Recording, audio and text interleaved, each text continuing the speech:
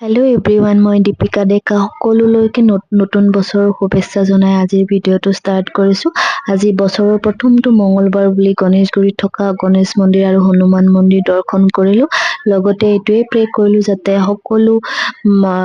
সকলোৱে যাতে ভালে কুশলে থাকে, নিজৰ নিজৰ ফেমিলিৰ লগত হাঁহি ধেমালিৰে নিজৰ কৰ্ম কৰি যাব পাৰে।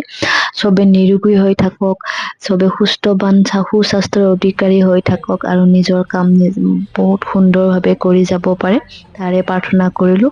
লগতে নতুন বছৰত যাতে চবে নতুন কামেৰে নতুন পদক্ষেপেৰে পৰিকল্পনাৰে জীৱনটো আগুৱাই নিব পাৰে, তাৰে প্ৰাৰ্থনা কৰিছোঁ।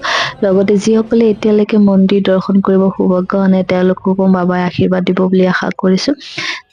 ভিডিঅ'টো শেষলৈ চোৱাৰ বাবে ধন্যবাদ। আৰু যিসকলে এতিয়ালৈকে মোৰ চেনেলটো ছাবস্ক্ৰাইব কৰা নাই প্লিজ ছাবস্ক্ৰাইব কৰি ল'ব আৰু মোক এনেদৰে মৰম দি যাব।